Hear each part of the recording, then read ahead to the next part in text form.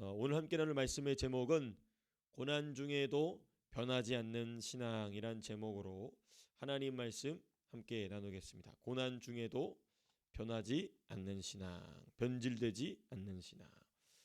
우리가 우리의 신앙을 성장하게 하는 것도 참 중요한 일입니다. 자라나게 하는 것도 너무 중요한 일이죠.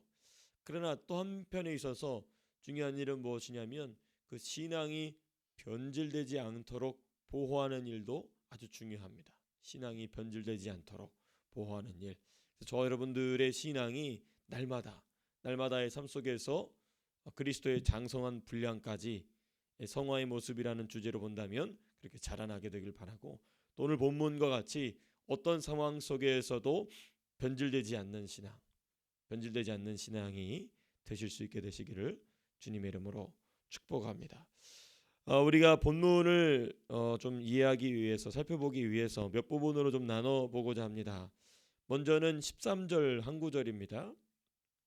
그리고 14절에서부터 19절까지 두 번째 부분이고, 그리고 마지막 부분은 20절에서부터 우리 22절까지 이렇게 세 부분으로 나눠서 말씀을 좀 살펴보고자 합니다.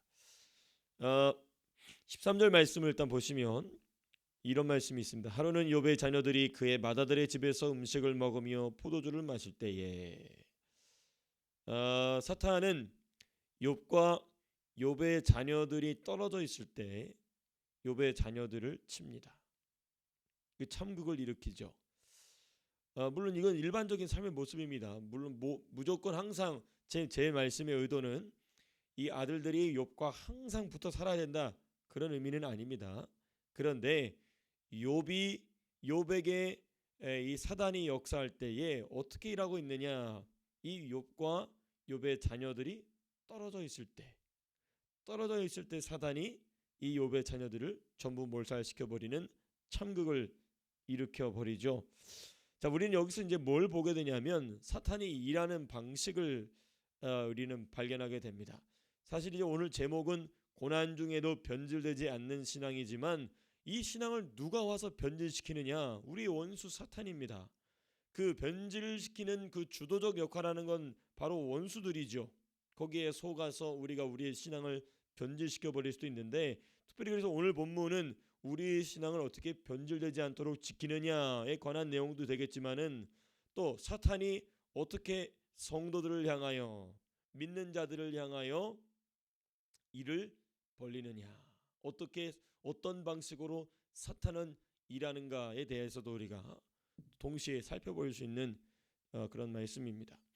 그런 면에서 13절을 보시게 되시면 사탄이 일하는 방식이 이러하다는 것입니다. 본인이 노리고자 하고 있는 그 대상이 어떤 상황에 있는지를 우리는 좀 유념해 볼 필요가 있습니다.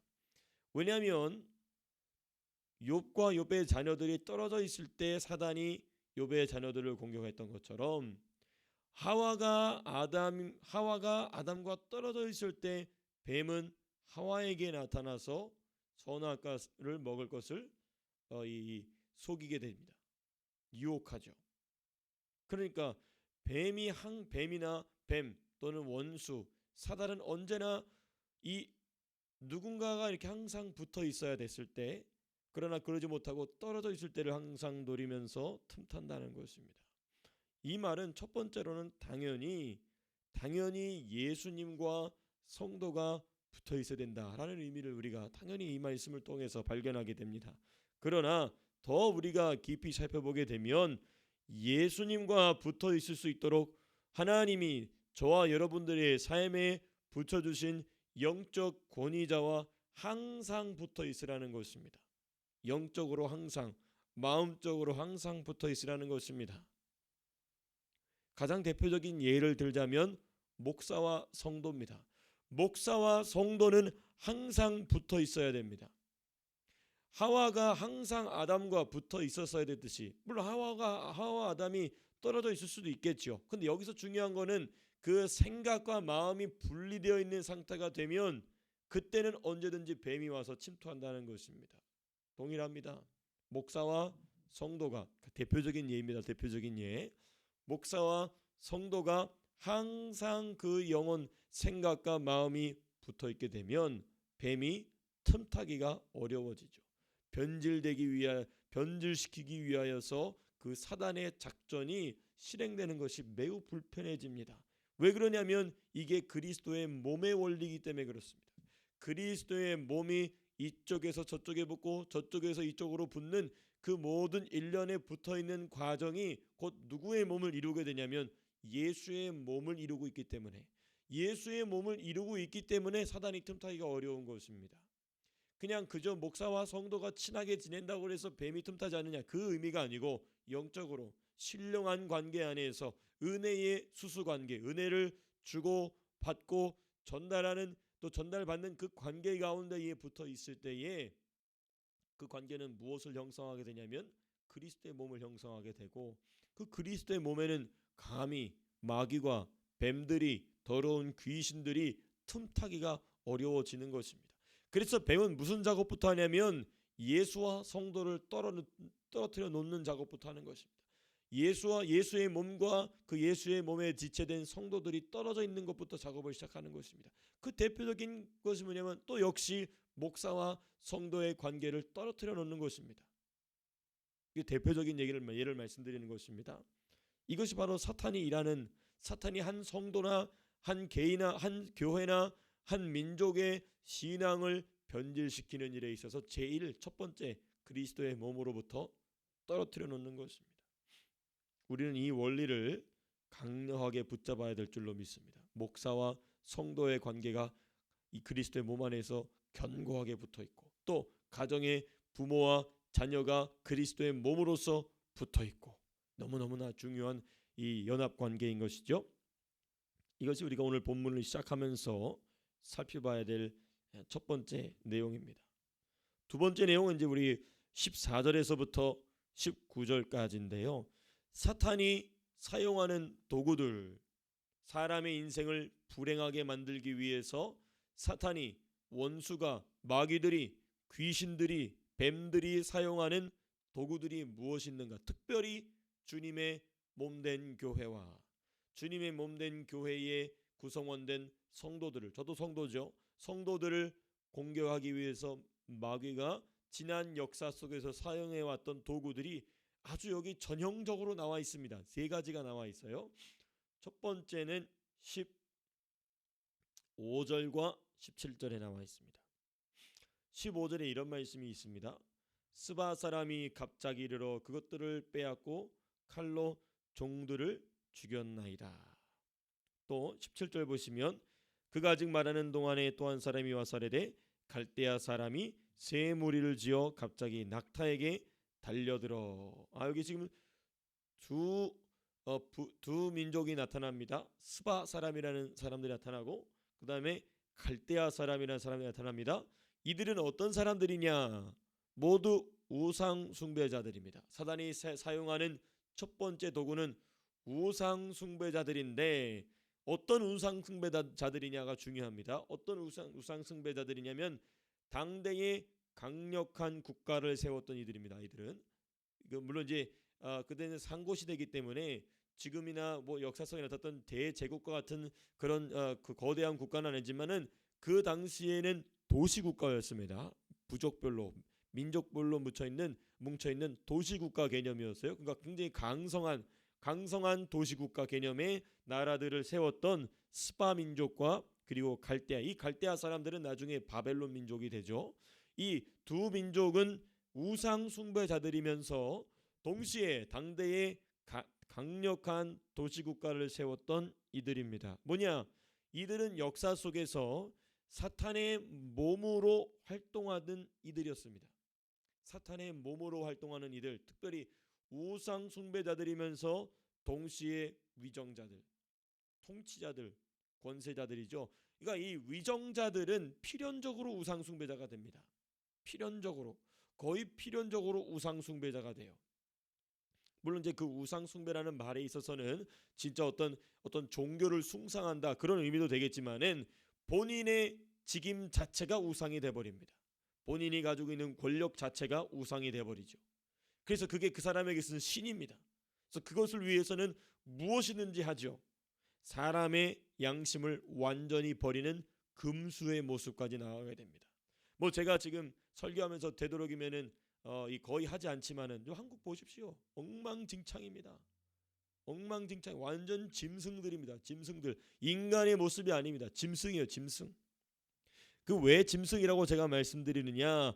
모든 위정자들이 사탄의 몸통이 되어지지는 않지만 거의 대부분 그러한데 이것이 사탄의 몸통으로서 나타나게 되는 것이 가장 잘 기록되는 게 다니엘서를 보면 그렇습니다. 여러분 다니엘서를 보게 되면은 여러 제국들의 모습이 등장하지 않습니까? 그 제국들의 모습이 전부 뭐로 나오냐면 전부 짐승들입니다. 어떤 짐승들이냐? 전부 사탄의 수하가 되어 있는 짐승입니다. 그러니까 이 짐승은 사탄이 만들어낸 거예요.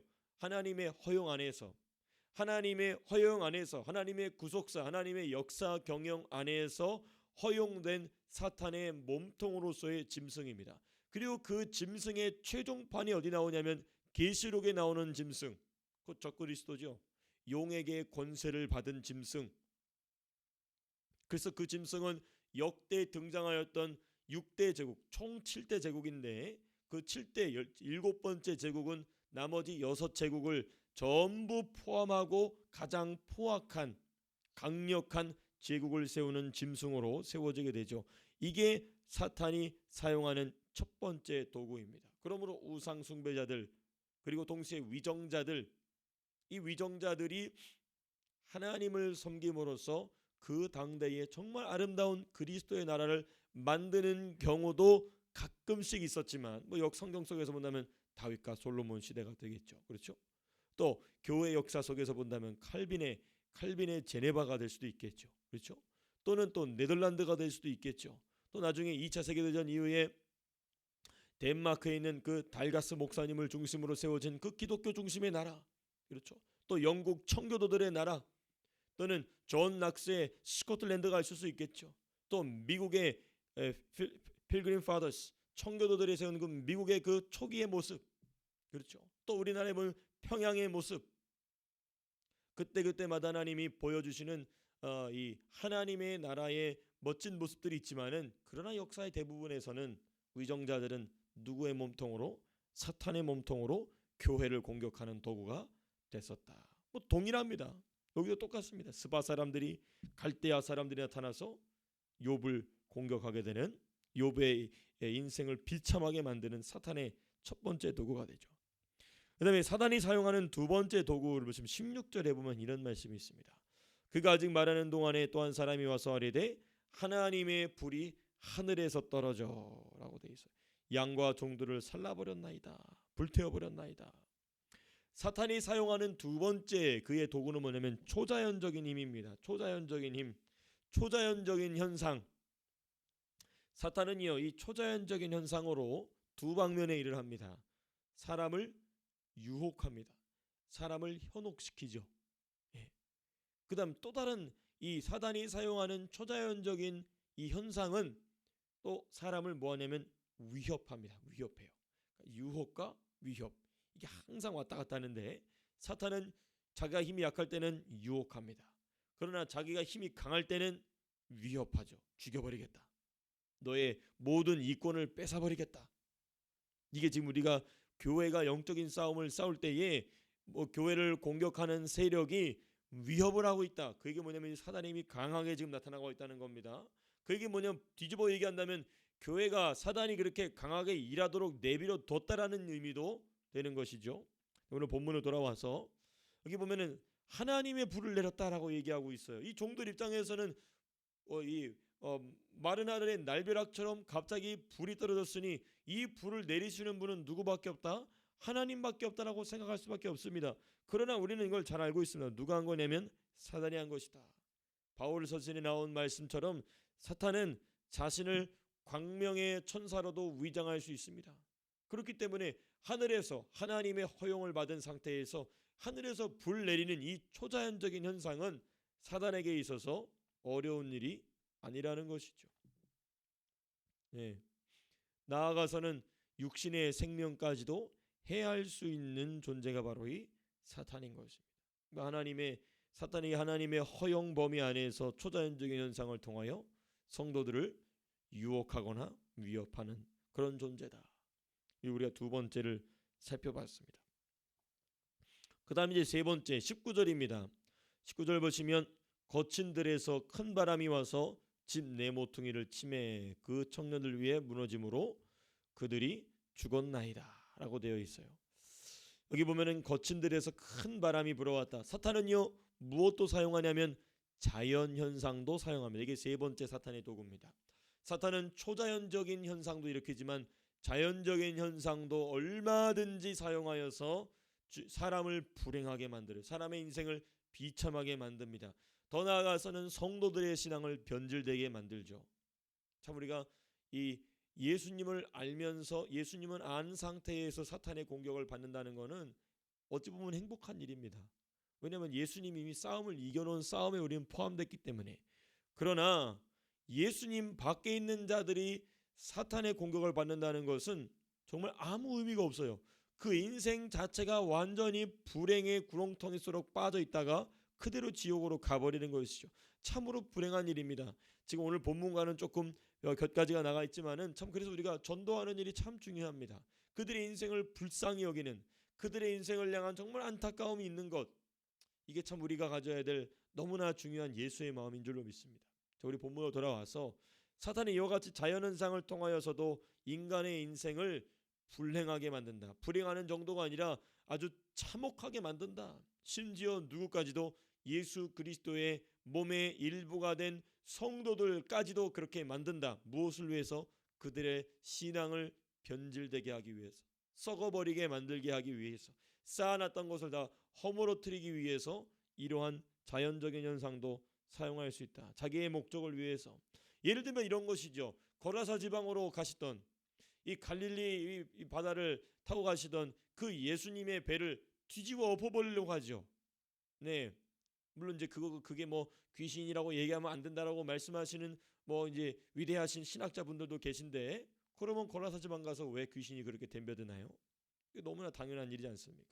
또 이 바울이 로마로 비록 죄수의 몸으로 가지만 죄수의 몸으로 가는 것 같은 건 눈에 보이는 일이고, 로마의 황제 앞에 가서 황제까지도 복음을 전하겠다고 생각했던, 결심했던 그 로마로 향하는 이 바울이 탄 그 배를 뒤집어 엎어버리려고 하죠. 유라굴로라는 광풍, 미친 바람이 불어서 이 배를 뒤집어 엎어서 완전히 박살을 내려고 합니다. 그래서 바울 한 명만 죽이면 되는데 바울 한 명을 죽여야 하기 때문에 나머지 200여 300여 명의 사람들도 같이 목숨을 죽이려고 했던 이 잔혹한 공격, 이것도 역시 당연히 사단의 역사입니다. 그러나 하나님께서 보호하시죠. 그래서 이 유명한 역사가 중에 이 아놀드 토인비는 뭐라고 그랬냐면, 바울이 타고 간 그 배는 유럽 문명 전체를 싣고 간 배였다. 유럽 문명 전체를 싣고 간 배.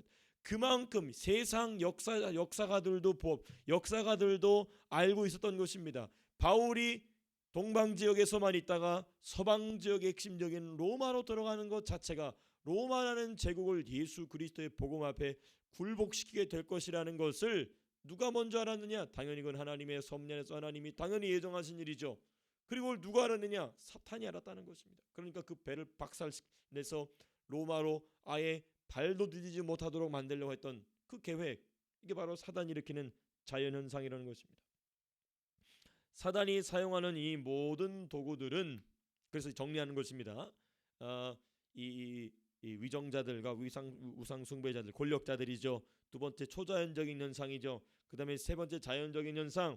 사탄이 사용하는 이 세 가지 도구들은 모두 누구의 것이었습니까? 본래 하나님이 아담에게 주셨던 겁니다. 본래 하나님이 아담에게 주셨던 거예요. 그러나 이제 하나님은 이것을 둘째 아담, 마지막 아담 되시는 예수 그리스도 안에 있는 성도들에게 회복시켜 주시고자 하신다는 것입니다. 오늘 본문과는 약간 조금 주제가 나와 있지만은 이 부분을 좀 더 묵상하고 넘어간다면, 이것을 이제 둘째 아담, 마지막 아담 되시는 예수 안에 들어와 있는 성도들에게 회복시켜 주시고자 하신다는 것입니다. 정말로 우리가 성경을 보게 되면은 이런 일들이 있어요. 예를 들면 여호수아 보십시오. 태양아, 달아, 너는 어디 골짜기에 멈춰서라? 아얄론 골짜기에 멈춰서라. 그러니까 멈춰 세우지 않습니까? 여러분, 우리가 이제 이 과학이 발달해서 지구 전체가 어떻게 움직이는지 아시죠? 그 얘기는 어떻게 설명해야 될지 모르겠지만 지구가 자전을 멈춘 겁니다. 지구가 공전을 멈췄든지 자전을 멈췄든지 지구 전체 자체가 멈추는 것입니다. 누구의 말 한마디로? 여호수아의 말 한마디로 초자연적인 힘을 일으키는 것입니다. 이 모든 것이 원래 사실은 아담에게 주셨던 것인데 이제는 예수 안에 들어온 저와 여러분들에게 주께서 이 무기들을 저 여러분들의 손에 들려주시기를 원하신다는 것입니다. 무엇을 위해서? 변절되지 않는 신앙을 지킬 수 있도록, 이 신앙을 우리의 후손들에게 계승할 수 있도록 주께서는 이 일들을 하고 계신다는 것입니다. 동시에 이 마귀들이 가지고 있는 이 세 가지 도구들은 비록 사람을 불행하게 만들고 성도들의 신앙을 변절되기 위해서 사용되고 있으나 하나님은 그것을 무엇으로 사용하시냐면 재료로 사용하십니다. 어떤 재료로? 저와 여러분들의 신앙을 정금 같은 신앙으로 만들기 위한 재료로 사용하신다는 것입니다. 아름다운 신부 단장을 하시기 위하여서 사용할 수 있는 도구가 된다는 것입니다.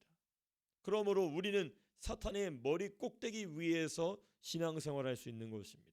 이 하나님의 은혜로, 하나님의 진리의 말씀으로 이 원리를 깨달았기 때문에 그 도구에 두들겨 맞으면서 사는 것이 아니라 오히려 사단의 머리 꼭대기 위에서 주님이 주시는 은혜를 누리는 것이죠. 이게 오늘 본문의 두 번째 부분이었습니다.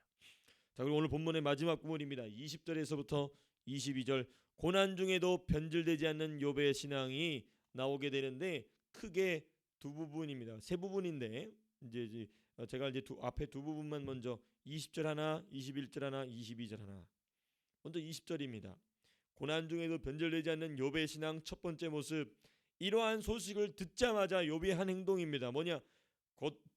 겉옷을 찢고 머리털을 밀고 땅에 엎드려 예배했다. 동사가 4개가 나와요. 자기 겉옷을 찢고 머리털을 밀고 땅에 엎드리고 그리고 하나님께 예배했다. 이거 의미 하나하나가 다 있지만 더 이제 나중에 더 자세하게 공부하도록 하고요. 이 뭐냐면 하루 안에 일어난 4번의 참극에 대한 욥의 본능적인 반응입니다. 욥은 본연의 본능을 버리고 인간 본연의 타락한 그 본능을 버리고 새로운 본능으로 살아가는 성도의 모습이 무엇인가를 이 20절을 통하여 보여주고 있는 것입니다. 새로운 본능을 받는 것은 은혜로 받아도 그것을 극대화하고 그것을 자신의 것으로 만드는 일은 신실한 경건의 삶 외에는 불가능합니다. 그러니까 하나님이 은혜로 이 욥에게 새로운 본능을 주셨어요. 하나님이 은혜로 저 여러분들에게 새로운 본능을 주셨습니다. 그게 우리가 에베소서를 통하여서 묵상하고 있는 무엇입니까? 옛사람을 버리고 무엇을 입으라? 새 사람을 입으라. 이게 새 사람을 입으라는 얘기는 하나님이 주셨다는 얘기예요. 근데 그것을 너희들이 취하여서 너희의 것으로 만들고 그것을 너의 옷으로 만들라는 것입니다. 그 몫은 저와 여러분들의 몫인 것이죠. 그것을 이루는 일이 뭐냐면 말씀대로 살기 위하여 애쓰는 그 경건의 훈련의 삶. 그 삶 속에서 이 본연의 타락한 본성적, 본질적, 죄성의 타락적이요 마귀적이요 세상적이요 정욕적인 이러한 본연의 본능은 버리고 하나님이 주신 본능을 가졌기 때문에 그 소식을 듣자마자 본능적으로 나온 게 뭐 자기 옷을 찢어버리고 머리를 밀고 하나님 앞에 엎드려 예배하는, 이거 본능적으로 튀어나오는 겁니다. 본능적으로 튀어나오는 것, 밀려 나오는 것이죠. 이게 바로 변질되지 않는 신앙의 첫 번째 모습입니다. 그럼 두 번째 21절 보시게 되면 아주 중요한 고백을 합니다. 그 고백의 맨 마지막에 보면 이렇게 돼 있어요. 여호와의 이름이 찬송 받으실지니이다 하고, 이 모습 제가 몇 차례 말씀드렸던 것처럼 멀린 케로도스 목사님의 이 범사에 찬송하고 범사에 감사하고, 그렇죠? 모든 일에 감사하고 모든 일에 찬송하는 것. 왜? 그 찬송한다는 얘기는 뭡니까? 하나님이 모든 일 위에 지금 섭리하고 계신다. God is in control. 하나님이 모든 것을 지금 주관하고 계시기 때문에 감사하다는 겁니다. 이 나타난 현상으로는 내가 감사할, 사람의 눈으로 보기에는 절대로 감사할 수 없지만은 이 현상 뒤에 있는 하나님의 손, 그 하나님의 손을 보고 느끼고 믿는 사람만이 할 수 있는 고백이 여호와의 이름이 찬송받으실지니이다 하는 것입니다. 네. 이 욥의 고백은 20절의 반응을 확증하는 것입니다. 이 20절에 본능적으로 튀어나온 이것이 원망을 위한 모습이 될 수도 있지만 그의 이 본능적으로 튀어나온 이 모습이 원망이 아닌 정말 하나님을 향한 신실한 고백이었다는 것을 무엇이 확증하느냐? 21절의 고백이 확증하는 것입니다. 그 안에 뭐가 있느냐? 욥의 안에 뭐가 자리 잡고 있느냐를 보여주는 게 이 21절의 고백이니까 사람은 그 말로 아는 거예요. 그 말의 습관, 그 말이 나오는 방식, 그 말의 내용이 바로 그 사람입니다. 왜냐하면 우리 주님도 말씀하셨죠. 내가 너에게 이른 것이 생명이요 곧 영이라. 예수님의 말씀에는 항상 성령이 함께 일하십니다. 그 말씀 자체가 영이에요. 말씀 자체가 생명이 똑같습니다. 그 예수 형상을 따라 지음받은 저와 여러분들도 그 말이 저와 여러분들의 말이 곧 저와 여러분들의 영적인 상태인데 지금 욥은 이러한 영적인 상태를 가지고 있었다는 것입니다. 참으로 놀라운 신앙의 모습이죠. 알몸에서 알몸으로 돌아간다는 것은 인간 존재에 대한 이해예요. 아주 중요한 표현입니다. 인간이 어떤 존재냐? 빨가벗고 와서 빨가벗고 간다는 것입니다. 인간 존재에 대한 이해에 대한 고백이고, 두 번째, 이 주신 이도 누구시고 하나님이시고 거두어 가시는 이도 하나님이시다. 이것은 하나님에 대한 고백입니다. 그러니까 지금 이 욥은 이 찰나에 본능적으로 무엇인가 반응하는 순간에 뭘 얘기하냐면 인간은 이런 존재입니다. 그리고 하나님은 어떤 분이십니다라는 고백을 하고 있는 것입니다. 참 대단한 것이죠. 이 철학자들도 이 욥의 이 고백을 매우 놀랍게 여깁니다. 이 욥이 욥의 욥기가 기록된 시기, 또 욥이 살았던 시기가 매우 상고의 시기인데 이 고대 철학이 발달하기도 전에 인간에 대한 인식이 이렇게 깊게 들어갔다.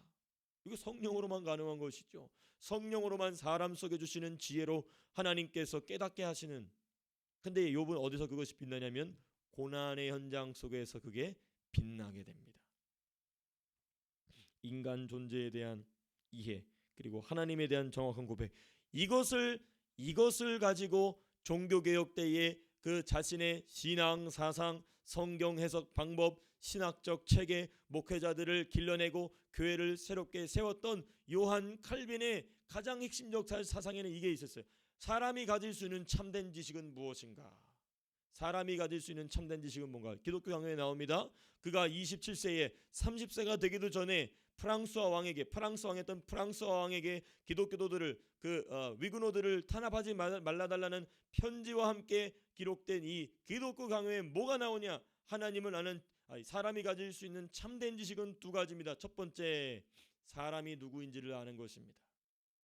사람이 가질 수 있는 참된 지식 첫 번째, 사람이 누구인지를 아는 것입니다. 그러나 사람은 사람을 스스로를 알 수가 없습니다. 스콜라 신학은, 이 로마 카톨릭의 신학은 사람이 사람 스스로를 알 수 있다.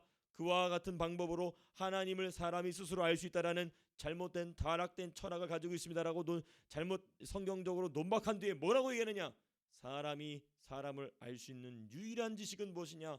하나님에 대한 지식을 가질 때에 비로소 사람은 사람에 대한 지식을 알 수 있습니다. 참 놀랍지 않습니까? 이게 바로 욥의 고백입니다. 사람이 어떤 존재인가를 사람이 아는 것이 중요한데 사람 스스로는 죽었다 깨나도 모른다는 것입니다. 그러니까 사람 밖으로 나가야 돼요. 사람이 사람을 알기 위해서는 사람 밖으로 나가야 되는데 그 밖에 계신 누구? 하나님을 통하여서 사람을 보는 것입니다. 그래야 사람이 어떤 존재인지에 대한 인식이 된다는 것입니다. 그리고 나서 기독교 강요를 쫙 써내려가죠. 이 인간의 역사 속에서 성경 다음으로 위대한 책 기독교 강요를 써가는 중요한 인식이 바로 이 21절의 말씀. 알몸으로 왔다 알몸으로 가는 사람, 그 알몸인 사람에게 주시기도 하시고 걷어가시는 하나님. 이 고백이 21절에 너무나도 멋진 신학적이요 철학적이요 너무나도 멋진 이 고백이 21절에 나오게 되는 것입니다. 그리고 마지막 결론적인 22절에서 어떻게 나오게 되느냐? 이 모든 일에 욥이 범죄하지 않고 하나님을 향하여 원망하지 아니하니라. 이게 바로 이제 하나님 앞에서 욥의 신앙이 결정적으로 빛나게 되는 모습을 우리가 보게 됩니다. 고난 중에도 변질되지 않는 욥의 신앙. 여러분, 우리의 신앙이 변질되지 않는 것은 우리의 결단이나 우리의 결심으로 되는 것이 아닙니다. 그게 필요 없다는 것은 아닙니다. 필요합니다만은 그게 우리의 주도적인 역할이 될 수 없어요.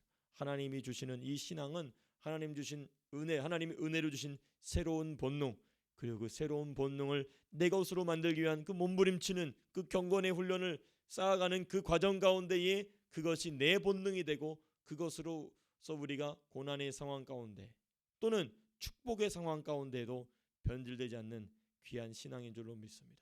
오늘 말씀을 통하여서 저 여러분들의 신앙이 이 욥과 같이 어떤 상황 속에서도 변질되지 않는 신앙이 되실 수 있게 되기를 주님의 이름으로 축복합니다.